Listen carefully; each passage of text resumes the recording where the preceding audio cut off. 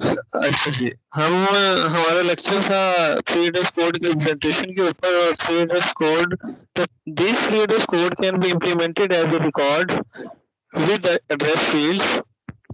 There are three different methods to represent three address code. Number one हमारे पास है क्वाड्रपल्स, number दो triples, और number तीन इनडायरेक्ट ट्रिपल्स। क्वाड्रपल का मतलब है 4 कॉलम्स, इन ट्रिपल का मतलब है 3 कॉलम, और इनडायरेक्ट ट्रिपल का मतलब भी 3 कॉलम ही है, लेकिन हम इनडायरेक्ट वे में हम उस टेबल को एक्सेस करेंगे। ठीक है, आगे करें, एक पेज नेक्स्ट पेज करें।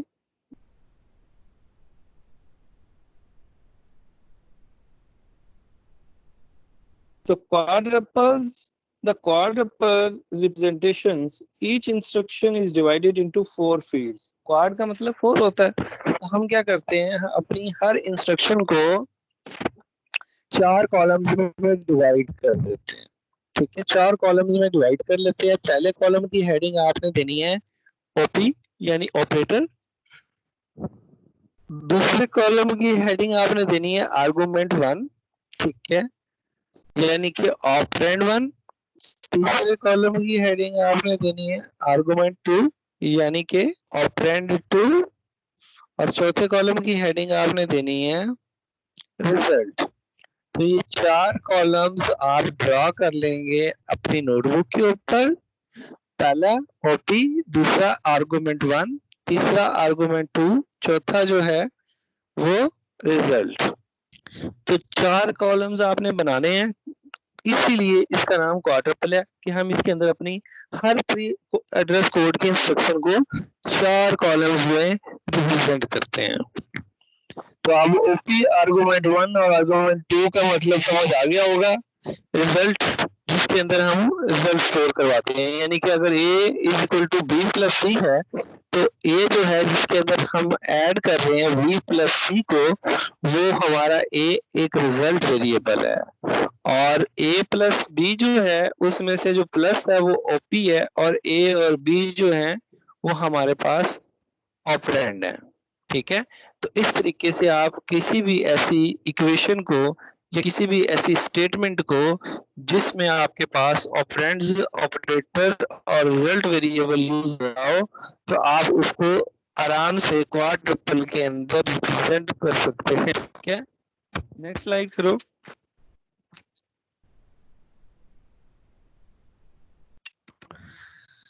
अब अगर आपके पास स्टेटमेंट आ जाती है x is equal to op y, तो अब देखें इसके अंदर हमारे पास रिजल्ट वेरिएबल भी है, ओपी भी है, और राइट ऑपरेंड यानी हमारे पास आर्गुमेंट 2 भी मौजूद है, लेकिन आर्गुमेंट 1 इज मिसिंग। ठीक है, आर्गुमेंट 1 हमारे पास मिसिंग है। Where op is an unary operator, क्योंकि ओपी इस वक्त यूनरी ऑपरेटर का काम कर रहा है। वाई के लेफ्ट साइड पे है ना, अगर या वाई के राइट साइड पे भी प्लस माइनस माइनस भी हो सकता था, वो भी यूनिरी ऑपरेटर कहलाता है। यानी इसके अंदर ऑपरेंड जो है, जहां पर ऑपरेंड आपको एक यूज हो रहा हो, वो हमारे पास यूनिरी ऑपरेटर कहलाता है। यूनिरी ऑपरेटर तो represented by placing OP in the operator column. तो अब हम क्या करेंगे, इसमें ओपी हमें मिल रहा है तो इसे हम ओपी वाले कॉलम में लिख सकते हैं। वाई जो हमें मिल रहा है उसको हम आर्गुमेंट 2 में लिख सकते हैं, और एक्स को जो है हम रिजल्ट कॉलम में लिख सकते हैं। ठीक है, तो इसमें आप अपना आर्गुमेंट 1 भी मिसिंग कर सकते हैं, आर्गुमेंट 2 भी मिसिंग कर सकते हैं।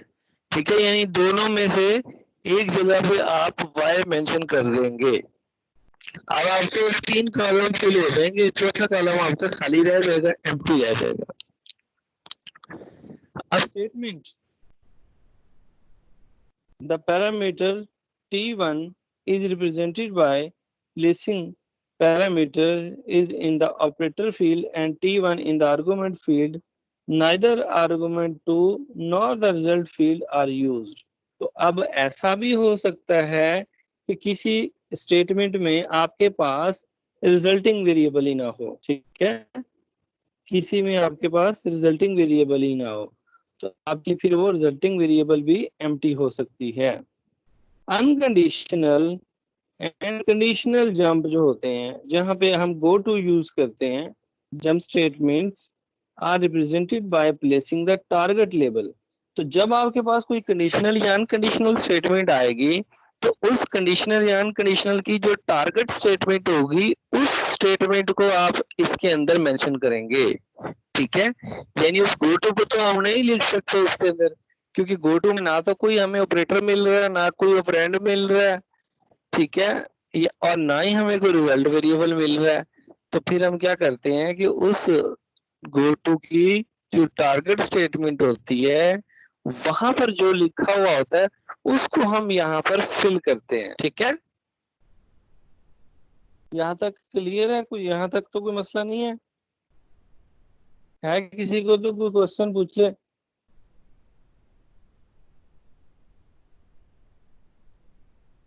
नेक्स्ट करो फिर, स्लाइड नहीं है मसला तो।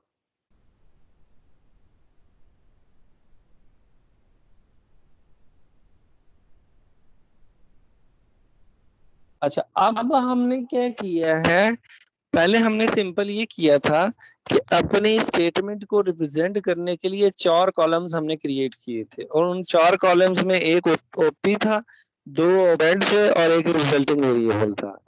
लेकिन अब हमने क्या करना है, अब हमारे पास जो दूसरा तरीका है वो है ट्रिपल्स का। ट्रिपल्स का मतलब है 3, और इसमें हम अपनी हर ट्री एड्रेस कोड की इंस्ट्रक्शन को रिप्रेजेंट करने के लिए सिर्फ 3 कॉलम बनाएंगे। उसमें हम 4 बना रहे थे, इसमें हम सिर्फ और सिर्फ 3 कॉलम बनाएंगे।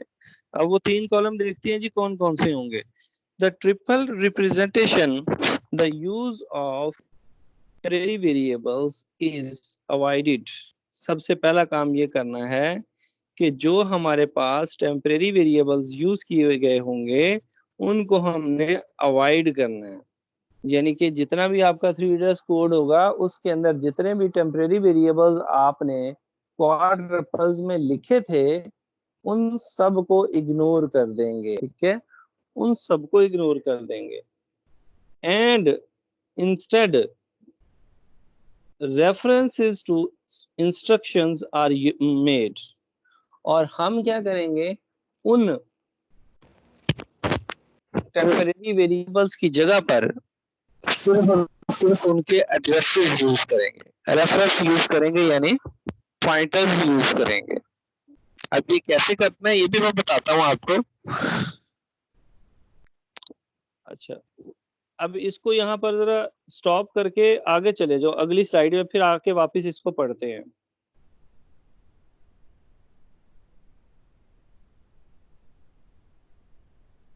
हाँ जी, हमारे पास ये प्रॉब्लम है इलिस्ट्रेशन 1 कि ये हमारे पास एक प्रॉब्लम है। इस प्रॉब्लम में हमने क्या करना है, ट्रांसलेट करना है इस एक्सप्रेशन को किसमें, 3 एड्रेस कोड में, और फिर इसको रिप्रेजेंट करना है। ठीक है, यानी कि रिप्रेजेंट करने के लिए फिर हम वही क्वाड्रपल और ट्रिपल और इनडायरेक्ट ट्रिपल को यूज करेंगे। तो अभी तक हमने क्वाड्रपल और ट्रिपल जो पढ़ा है, तो उसको मैं एक दफा आपको यहाँ पर दिखा दूं कि वो किस तरीके से होगे, ताकि फिर आपको इनडायरेक्ट ट्रिपल की डेफिनेशन भी पढ़ा सकूं। तो ये जो स्टेटमेंट है, इसका हमने पहले भी 3 एड्रेस कोड क्रिएट किया था, ये वही पुराने वाली एग्जांपल है। ठीक है, तो इस एग्जांपल का, इस एक्सप्रेशन का जो 3 एड्रेस कोड है पॉसिबल सॉल्यूशन, वो नीचे आपको नजर आ रहा होगा। ठीक है, जिसमें कितनी लाइनों पे मुश्तमिल है, ये 6 नंबर ऑफ लाइंस पर मुश्तमिल है इसका 3 एड्रेस कोड। अब इसमें जितने भी इंस्ट्रक्शंस आपको नजर आ रही हैं, उनके अंदर कितने वेरिएबल्स यूज हुए हैं, 3 वेरिएबल यूज हुए हैं और एक ऑपरेंड यूज हुआ है। तो अब हम क्या करेंगे, अब हम सबसे पहले क्वाड्रपल बनाना चाहते हैं कि अपनी इस स्टेटमेंट्स को, इन 6 स्टेटमेंट्स को हम रिप्रेजेंट कर सकें, यानी इंप्लीमेंट कर सकें। तो अब क्या करेंगे, 4 कॉलम्स ड्रा करेंगे। ठीक है, 4 कॉलम में पहले कॉलम की हेडिंग ओपी, फिर आर्गुमेंट 1, फिर आर्गुमेंट 2 और फिर रिजल्ट। ठीक है, और फिर इसमें से लाइन नंबर 1 को पिक किया जाएगा, यानी कि T1 is equal to E power F। ठीक है, तो अब ये जो T1 है, ये आपके पास क्या है, रिजल्ट वेरिएबल है। और ई जो है आपके पास वो आर्गुमेंट 1 है, और एफ जो है वो आर्गुमेंट 2 है, और जो दरमियान में पावर का साइन नजर आ रहा है आपको, ये आपके पास ऑपरेटर है। ठीक है, तो अब नेक्स्ट पेज पे जाएं जरा।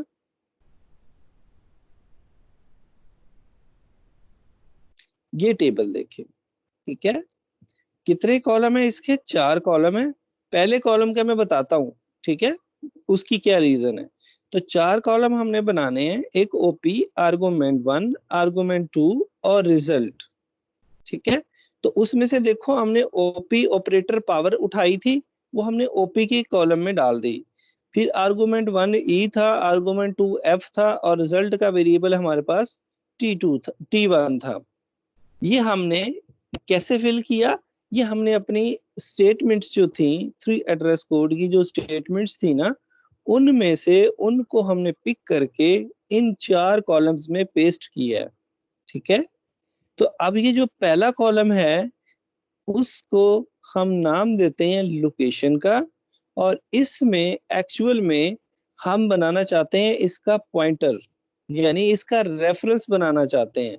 ये जो हमने टेबल क्रिएट किया है ना, इस टेबल की हर रो का कोई ना कोई एड्रेस होगा, हर रो का कोई ना कोई एड्रेस होगा, और उन एड्रेसेस को स्टोर करवाने के लिए हमने एक कॉलम और ऐड किया जिसका नाम लोकेशन होगा।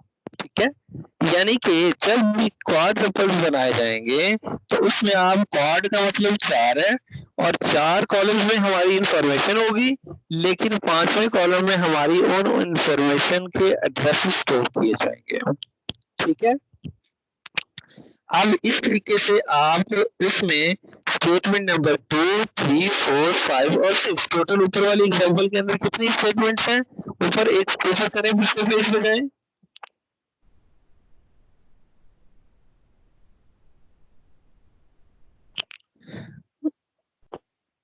तो अब इसमें T1 की एग्जांपल समझ आ गई होगी कि T1 को हमने कैसे उठाया। अब इसी तरीके से आपने T2 वाली लाइन को उठाना है, लाइन नंबर 2 को उठाना है। तो लाइन नंबर 2 के अंदर T2 जो है वो रिजल्ट वेरिएबल है, और B जो है वो आपका आर्गुमेंट 1 है, C आर्गुमेंट 2 है, मल्टीप्लाई जो है वो OP है। इसी तरह जो T3 है वो रिजल्टिंग वेरिएबल है, और T2 जो है वो आर्गुमेंट 1 है, और T1 जो है वो आर्गुमेंट 2 है, और आपका डिवाइड का साइन जो है ये OP में चला जाएगा।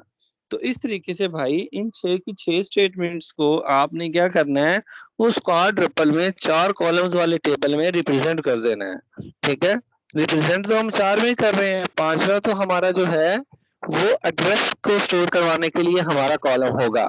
ठीक है, इतनी बात क्लियर हो गई है? हो सकता है रिप्रेजेंट, फ्री एड्रेस कोड को रिप्रेजेंट किया जा सकता है क्वाड्रपल में। Yes sir. लेकिन आपको एक बात मैंने बताई कि अगर आपके पास इसमें वेरिएबल ही 3 है, फॉर एग्जांपल ये जो एग्जांपल है यही वाली, अगर इसमें सबसे जो पहली लाइन है उसमें सिर्फ जो है T1 इज इक्वल टू हमारे पास पावर और F ही लिखा हुआ होता, E ना लिखा हुआ होता, तो फिर हम क्या करते, फिर हम उस टेबल में उसकी जगह खाली छोड़ देते, उसकी जगह एम्प्टी आ जाता है। ठीक है, यानी वो हमारे पास वो आर्गुमेंट जो मिसिंग है वो खाली रह जाता। ठीक है, यानी जो चीज नहीं है हमारे पास उसको हम खुद से तो नहीं लिख सकते, उसकी जगह हम खाली छोड़ देंगे। ठीक है, अब नेक्स्ट पेज पे आए जरा, वो टेबल पे, क्वाड्रपल वाले टेबल पे। ठीक है जी, ये हमारे पास एक टेबल बन गया क्वाड्रपल का, जिसको हमने अपने 3 एड्रेस कोड को यूज करते हुए ना फिल करना है, यानी रिप्रेजेंट करना है हमें उसको इस फॉर्म में। तो अब जो पहला कॉलम है वो उम्मीद है कि समझ आ गई होगी कि हर हमारे कॉलम का, हर रो का एड्रेस स्टोर करवाने के लिए हमने एक नया कॉलम ड्रॉ किया जिसका नाम रखा हमने लोकेशन। अब अगर मैं बात करूं कि हमारे पास जो पहली स्टेटमेंट थी 3 एड्रेस कोड की, उसका रेफरेंस 0 है, दूसरी का 1 है, 2 है, 3 है, 4 है, 5 है। ठीक है, तो ये हम सीक्वेंस में चल रहे हैं क्योंकि हमारी जो 3 एड्रेस कोड की जो लाइंस की एग्जीक्यूशन होती है वो भी सीक्वेंस में होती है, और उनकी स्टेटमेंट का नंबर भी जो है वो सीक्वेंस में होता है, इसलिए उनकी जो कंसेक्टिव लोकेशंस हमने मेंशन कर दी। अब क्या करना है, अब उसके बाद हमने ये पढ़ा था कि ट्रिपल्स की बात की थी। ट्रिपल्स में, ट्रिपल का मतलब 3 कॉलम, और 3 कॉलम में हमने इसको रिप्रेजेंट करना है अपने इस टेबल को। तो अब इसमें से कौन सा ऐसा कॉलम है जो डिलीट कर दिया जाएगा, कौन सा ऐसा कॉलम है जो डिलीट कर दिया जाएगा। और दूसरी हमने अभी ट्रिपल की डेफिनेशन में पढ़ा कि हम जहां जहां पर हमने टेम्परेरी वेरिएबल यूज किए हुए हैं उनको हम इग्नोर करेंगे, उनको हम रिमूव करेंगे, और उसकी जगह पर क्या यूज किया जाएगा, उनके एड्रेसेस यूज किए जाएंगे। ठीक है, बजाय इसके कि हम एक्चुअल जो हमारे टेम्परेरी वेरिएबल्स हैं वो यूज करें, हम उनकी जगह पे उनके लोकेशंस यानी कि उनके एड्रेस यूज करेंगे। तो अगर मैं अपने इसी क्वाड ट्रिपल के टेबल को ट्रिपल में कन्वर्ट कर दूं तो मैं क्या करूंगा, इसमें से जो फोर्थ आखिरी जो कॉलम है रिजल्ट वाला, मैं उसको डिलीट कर दूंगा। ठीक है, लेकिन अब T1 अगर मेरे पास कॉलम नंबर 1, 2, 3 में अगर इस्तेमाल हुआ है, यानी ओपी में आर्गुमेंट 1 में और आर्गुमेंट 2 में, ओपी में तो खैर इस्तेमाल नहीं हो सकता टेम्परेरी वेरिएबल, वो आर्गुमेंट 1 या 2 में यूज हो रहा होगा।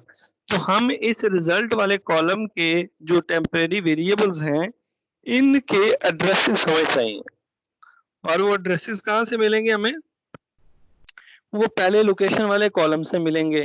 तो अब देखें, अगर रो नंबर 3 पे अगर आप आए तो रो नंबर 3 पे लिखा हुआ है T2 और T1 लिखा हुआ है आर्गुमेंट 1 और आर्गुमेंट 2 में।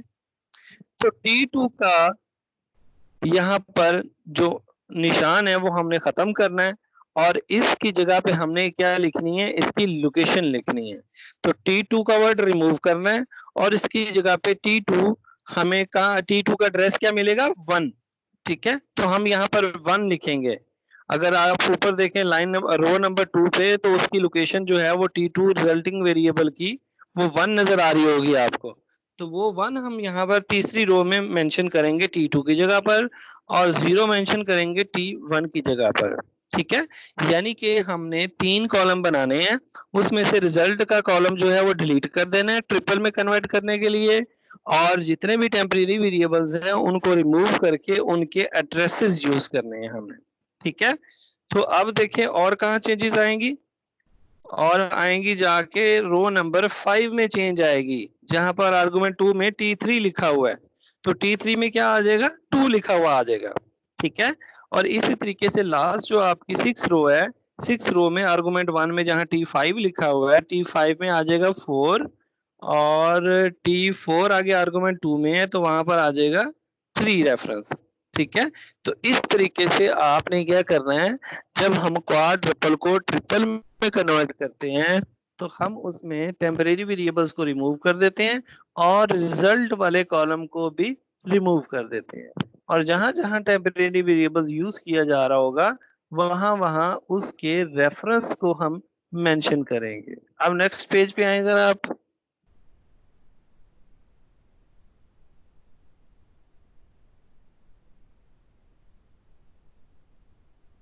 आप ज्यादा आगे चले गए हैं। ये देखें, यूं ही किया मैंने, यूं ही बताया आपको, रिजल्ट का कॉलम डिलीट कर दिया इसमें से हमने, और जहां जहां पर हमारे पास टेम्परेरी वेरिएबल यूज हो रहे थे उनकी जगह पे हमने उनके एड्रेसेस यानी उनकी लोकेशंस को मेंशन कर दिया है। यही हमने अभी ऊपर डिस्कस किया है। तो मेरा ख्याल है कि अगर आपसे क्वाड्रपल बन जाता है तो ट्रिपल बनाना मुश्किल काम नहीं होगा।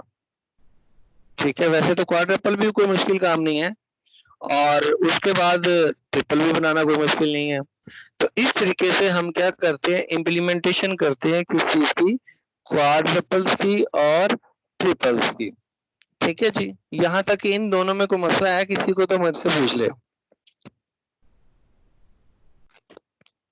सर हाँ जी, सर हम इसमें रिजल्ट को नहीं लेके आते, नहीं लेके आएंगे, टेम्परेरी को तो हमने कर क्वाड लिया मगर जो रिजल्ट वेरिएबल है वो नहीं आएगा। वो नहीं आएगा। ठीक है, जो रिजल्ट वेरिएबल अपना रिजल्ट का कॉलम है आपके ट्रिपल में से वो हम रिमूव कर देंगे, वो सिर्फ रह जाएगा क्वाड्रपल में। ठीक है, तो क्योंकि अब हमारे पास जो थी स्टेटमेंट से 3 थी ना, सॉरी कॉलम ही 3 है, तो 3 कॉलम में ही हमने अकोमोडेट करना है अपने उस स्टेटमेंट को। तो 3 कॉलम में अकोमोडेट करने के लिए हमारे पास जो एक्चुअल चीज है a प्लस बी है या x मल्टीप्लाई बाय y है, तो हम उस चीज को पकड़ लेते हैं। वो लिखवाना किस में है, किस वेरिएबल में लिखवाना है, उसको हम स्किप कर देते हैं। ठीक है, तो इस तरीके से हम ट्रिपल बना सकते हैं। ठीक है सर। अब ऊपर जरा वापस आ जाओ जहां पर हमने छोड़ी थी डेफिनेशन ट्रिपल की।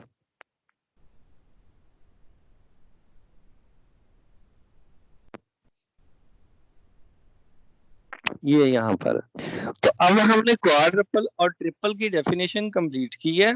अब हम बात करते हैं इनडायरेक्ट ट्रिपल की। ठीक है, इनडायरेक्ट ट्रिपल की। अब देखो माइंड में बात वही रखनी है ट्रिपल की, कि हमने ट्रिपल को ही एक्सेस करना है, लेकिन इनडायरेक्ट तरीके से। अब जब भी किसी चीज को इनडायरेक्ट तरीके से आप एक्सेस करते हो, तो आप क्या करते हो, डेटाबेस तो आपने पढ़ी हुई होगी। डेटाबेस में आप क्या करते हैं, फॉरेन की यूज करते हैं, फॉरेन की यूज करते हैं। उस फॉरेन की को हम क्या करते हैं, किसी एक और टेबल में स्टोर किया हुआ होता है, और उस टेबल में भी वो जो लाइंस होती हैं उनके भी कोई ना कोई रेफरेंसेस होंगे। ठीक है, यानी अभी जो हमने ट्रिपल बनाया है, उस ट्रिपल में जो कॉलम नंबर 1 था, जिसका नाम लोकेशंस था, जिसके अंदर टेम्परेरी लोकेशंस थी, वो एक्चुअल में हमारे पास क्या है, एक फॉरेन की के तौर पे है। इस टेबल की तो वो प्राइमरी की है। ठीक है, लेकिन अगर मैं एक और टेबल बना के उसके अंदर उस कॉलम को मेंशन कर दूं, ठीक है, और फ्रंट पे सिर्फ वही कॉलम हो, वही टेबल हो, तो वो एज ए फॉरेन की हमें ट्रिपल में से चीजें उठाकर हमें डिस्प्ले करवाएगा। ठीक है, तो इसलिए इस मेथड का नाम इनडायरेक्ट ट्रिपल है, कि हमारे पास सिंपल एक टेबल होता है, उस टेबल में 2 ही कॉलम्स होते हैं। उन 2 कॉलम में एक होता है रेफरेंसेस का और दूसरा होता है लोकेशंस का। और लोकेशन जो है वो एक्चुअल में प्राइमरी की का किरदार अदा कर रही होती है, और वही कॉलम एज इट इज आपके ट्रिपल के अंदर प्राइमरी की का इस्तेमाल, प्राइमरी की को रिप्रेजेंट कर रहा होता है। ठीक है, तो ये हम क्या करते हैं, इनडायरेक्ट ट्रिपल के अंदर हमारे 2 टेबल्स बन जाते हैं।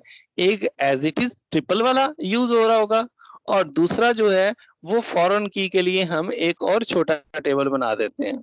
ठीक है, अब इसकी डेफिनेशन देखते हैं। The representation is an enhancement over triple representation. It uses an additional instructions array. हम इसके अंदर एक additional instruction array का इस्तेमाल करते हैं to list the pointers to the triples in the designed order, कि जिस ऑर्डर में हमने अपने ट्रिपल्स को रिप्रेजेंट किया हुआ है उनको एक्सेस करने के लिए हम एक और जो है पॉइंटर वेरिएबल इस्तेमाल करते हैं। Thus it uses pointers instead of positions, यानी कि हम उन पोजीशंस के कॉलम की जगह पर हम क्या करते हैं, नया कॉलम ऐड कर देते हैं जिसका नाम पॉइंटर रख देते हैं। वो क्या करता है, पॉइंट करता है हमें उस इंडेक्स के ऊपर।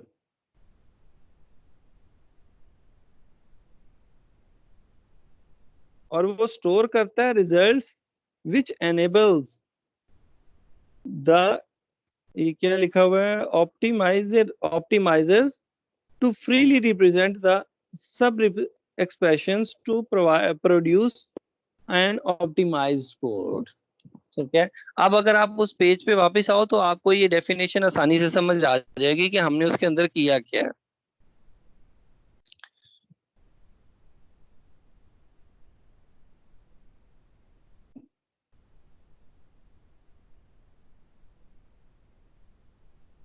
और नेक्स्ट ये ट्रिपल वाले पे आ जाए। ये तो क्वाड्रपल है ना, ट्रिपल वाले पे आ जाओ। हाँ, ट्रिपल वाला। ठीक है, तो इस ट्रिपल वाले में देखो आपके पास क्या है, आपके पास ट्रिपल का टेबल ही हमने यूज करना है, लेकिन अब हम देखिएगा कि इसको कैसे इनडायरेक्ट ट्रिपल में कन्वर्ट करते हैं। तो अब नेक्स्ट पेज पे आइएगा।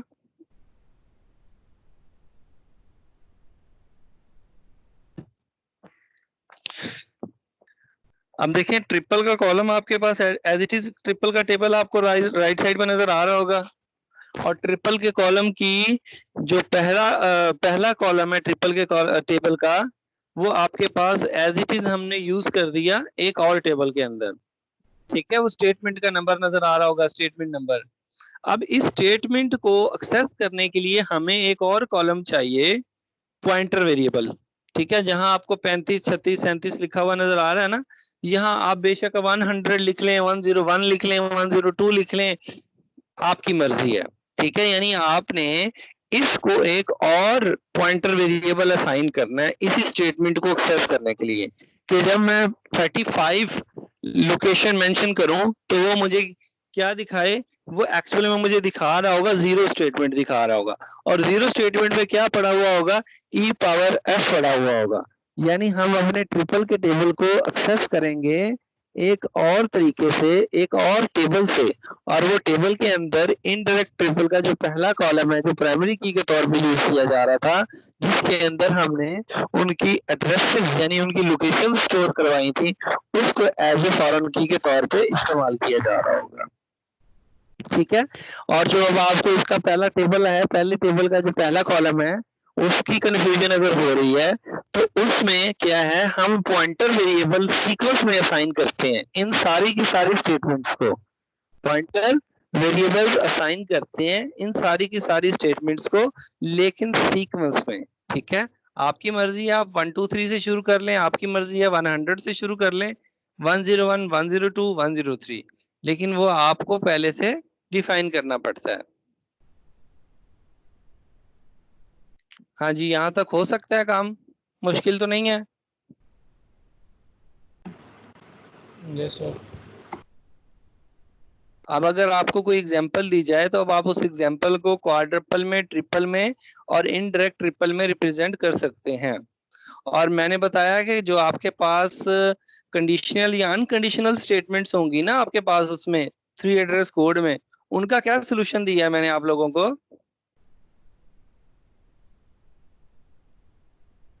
हाँ जी हाफिज साहब, आप भी बता दो।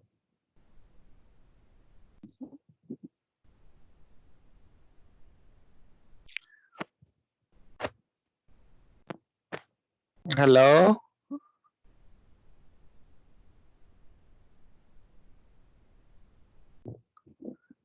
हेलो। इस बंदे को पता नहीं लगा कि हम कंडीशनल और अनकंडीशनल स्टेटमेंट्स को कैसे रिप्रेजेंट करते हैं। अगर किसी को नहीं पता लगा तो पूछ ले मेरे से।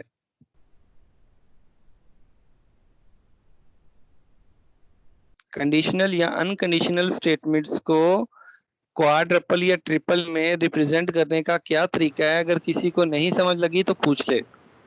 कहानी दोबारा रिपीट करता है। जो आपके पास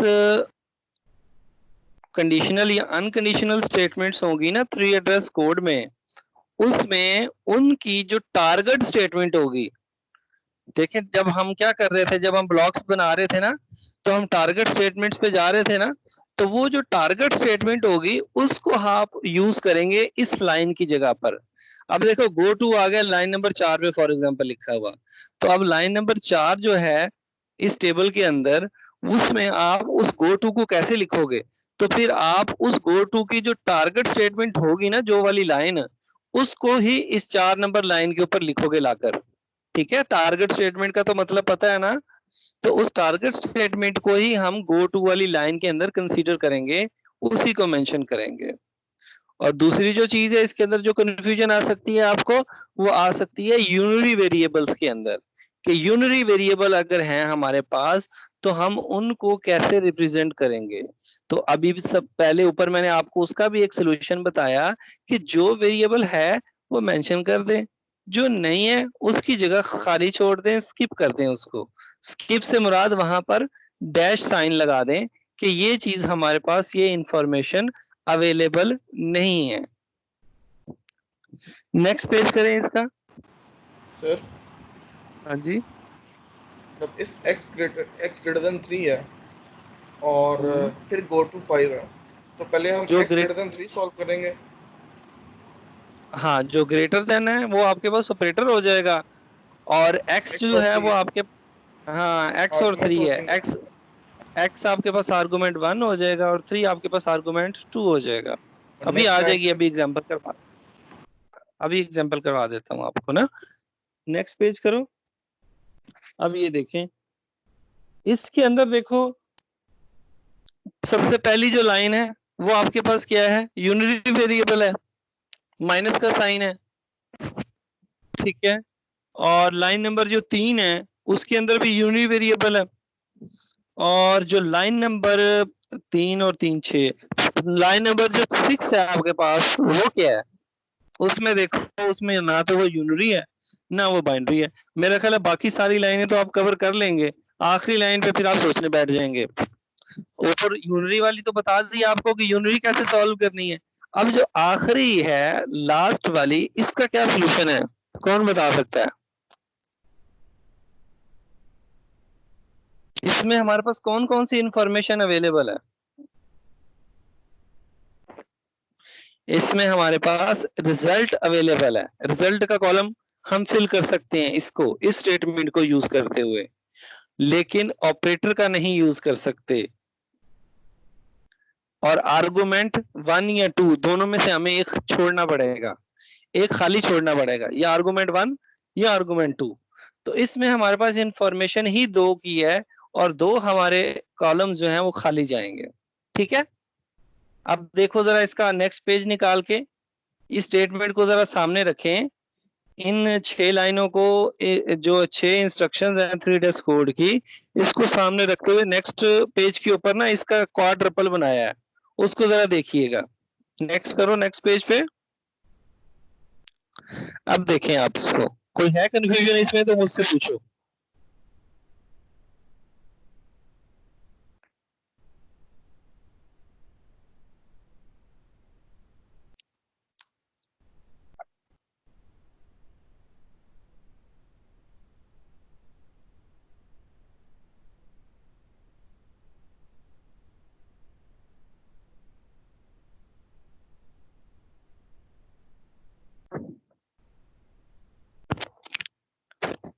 आप अपने व्हाट्सएप के ऊपर खोल लेना अपना क्वेश्चन, मैंने सबको ग्रुप में रात ही फाइल सेंड कर दी थी, वो फाइल ओपन करके आप इसके साथ मैच करें अपने क्वेश्चन को ना, क्वेश्चन की स्टेटमेंट्स को देखो कि हमने उन स्टेटमेंट्स का क्वाड्रपल कैसे बनाया है, ठीक है।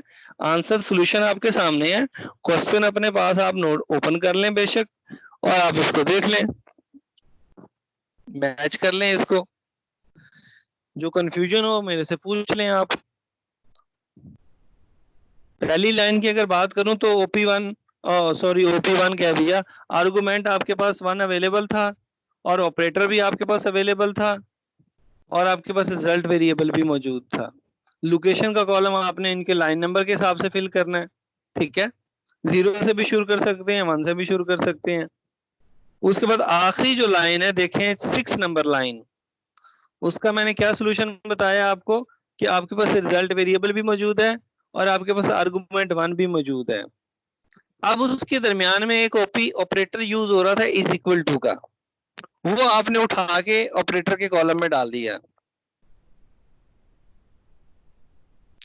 उसमें अब हमारे पास आर्गुमेंट 2 मिसिंग है, 2 के 1, 2 मिसिंग है, ठीक है। तो आर्गुमेंट 2 हमारे पास है ही नहीं उसमें, तो हमने उसको कैसे मेंशन करना है, खाली छोड़ देना है उसको आपने। अब अगर इसी टेबल को मैंने ट्रिपल में कन्वर्ट करना हो तो मैं क्या करूंगा, तो आपको चाहिए T1 T2 T3 से लेके A तक, आखिरी A जो है वो तो कोई टेम्परेरी वेरिएबल नहीं है ना, थोड़ा चेंज है ये क्वेश्चन पहले वाले क्वेश्चन से, इसको जरा समझ लें कि आखिरी जो कॉलम है रिजल्ट वाला, ट्रिपल में जाके हमने इसको तो उड़ा देना है, उड़ा देना है हमने इसको, ठीक है, डिलीट कर देना है हमने।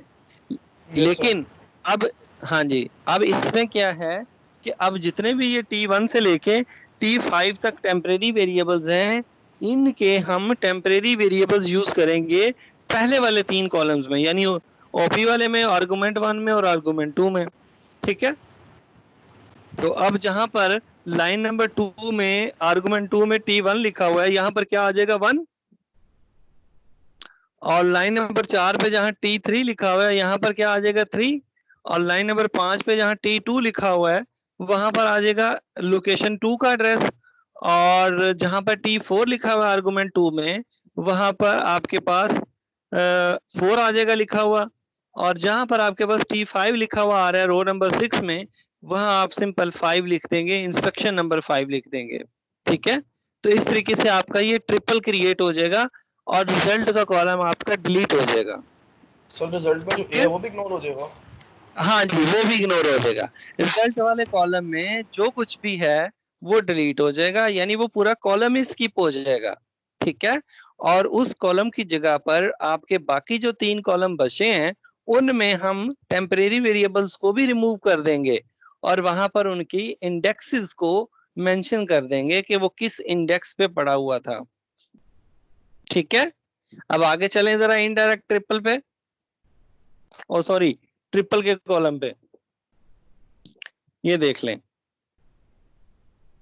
कोई गड़बड़ तो नहीं है इसमें? चलिए यहाँ आर्गुमेंट 1 में ए आ गया नीचे। कहां पर? सर 6 लोकेशन पे आर्गुमेंट 1 में ए आ गया, ऊपर क्वाड्रपल दिखाइएगा। हाँ जी, ठीक है, अब वापस जाएं ऊपर, क्वाड्रुपल में आ जाएं।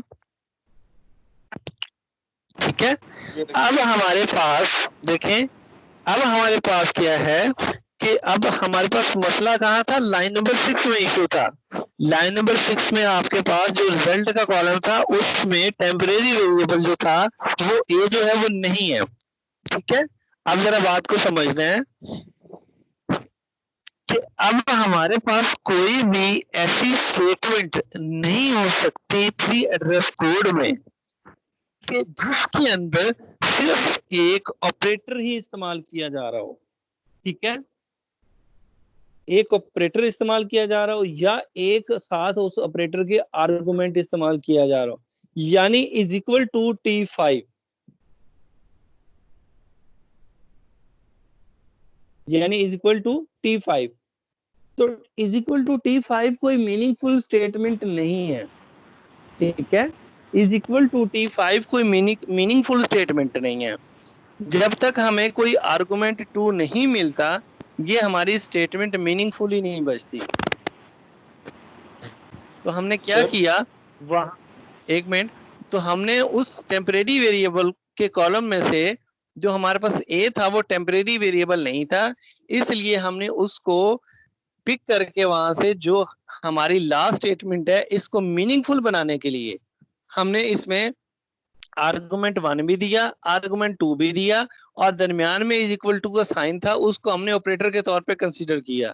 यानी ए इज इक्वल टू बी अगर लिखा हुआ है तो ए आर्गुमेंट 1 है, बी आर्गुमेंट 2 है, और जो इज इक्वल टू का साइन है वो आपके पास किस में आ जाएगा, वो आपके पास ऑपरेटर में आ जाएगा। ये ट्रिपल के कॉलम के लिए बता रहा हूं। ठीक है, क्वाड्रपल में जो था वो ए इज इक्वल टू बी में जो ए था वो एक्चुअल में उसको असाइन हो रही है वैल्यू, तो वो रिजल्ट के कॉलम में भेजा जाएगा। हाँ जी, अब आप पूछे क्या कह रहे हैं?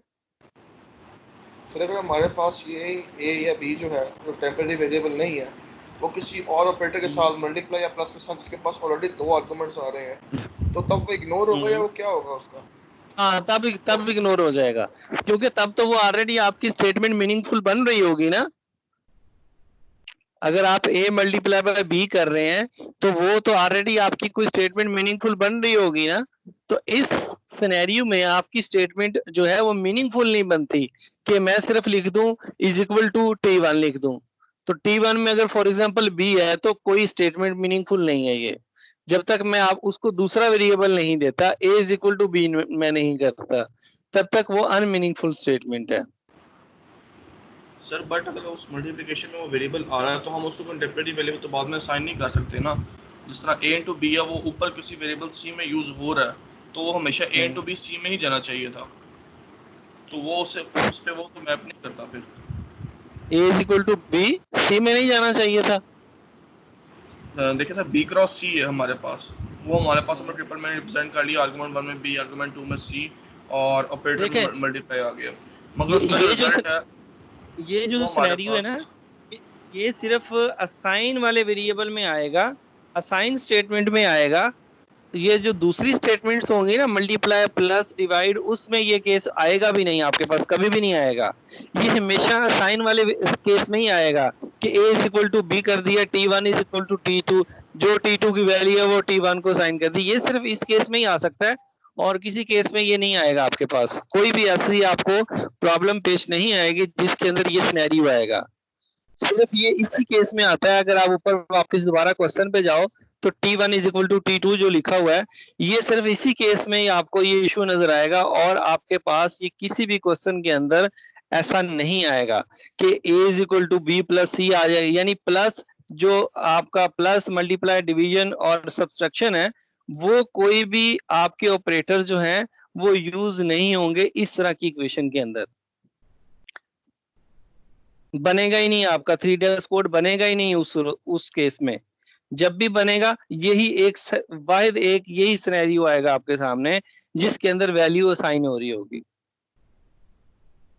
अब तक आपने जितने भी 3 डेज कोड के क्वेश्चन सॉल्व किए हैं, क्या कोई ऐसा क्वेश्चन सॉल्व किया है, या ऐसी कोई आपके पास आउटपुट आई है 3 डेज कोड की जिसमें सिर्फ लिखा हुआ हो a प्लस बी?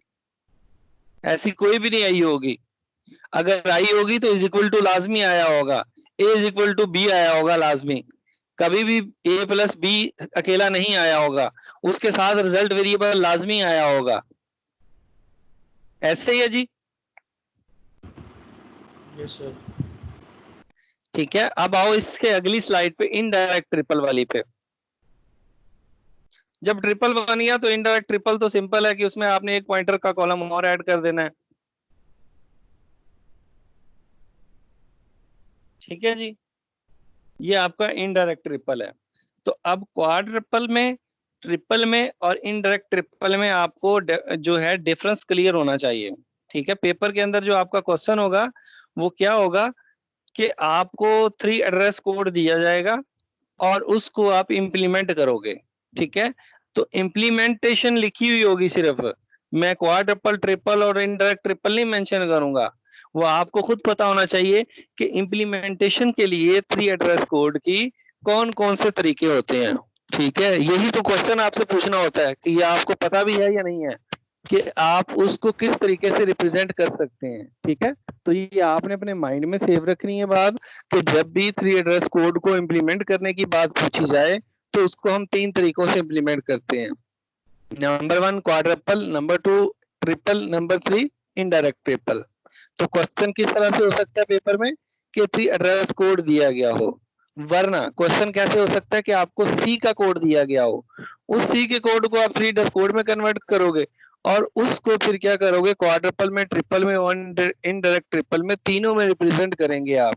ठीक है, तो ये आपका इस तरह से क्वेश्चन होगा। ये इलस्ट्रेशन 1, इलस्ट्रेशन 2 जो है इसमें, ये आपको same as it is paper के सिनेरियो के मुताबिक ही सॉल्व करके दिखाई गई है। ठीक है, तो हो सकता है कि इस क्वेश्चन को अगर ज्यादा मार्क्स का बनाना हो तो फिर क्या किया जा सकता है कि वो जो ऊपर प्रॉब्लम दी है, जो आपको सी का कोड दिया है जिसका 3 एड्रेस कोड बनाना है, वो 3 एड्रेस कोड बनाने के बाद उसका बेसिक फ्लॉग भी बनाओ, उसका फ्लो ग्राफ भी बनाओ और उसका डायरेक्टेड एसिक्लिक ग्राफ भी बनाओ और साथ उसकी इम्प्लीमेंटेशन भी करो। तो क्वेश्चन इस तरह से लेंथी भी हो सकता है स्टेप बाय स्टेप। तो जितने स्टेप्स उसके अंदर ज्यादा पूछे जाएंगे उतने ऑब्वियसली उसके मार्क्स ज्यादा बनते जाएंगे। ठीक है, तो क्वेश्चन इस तरह से बड़ा क्वेश्चन, लार्ज क्वेश्चन भी हो सकता है, पोर्शन वाइज भी हो सकता है। हाँ जी, नेक्स्ट है कोई इसके आगे कोई पेज देखो, मेरे ख्याल पूरे हो गए, शायद 2 एग्जांपल हैं इसमें। अब सब देखो खत्म होगी ना फाइल ये वाली।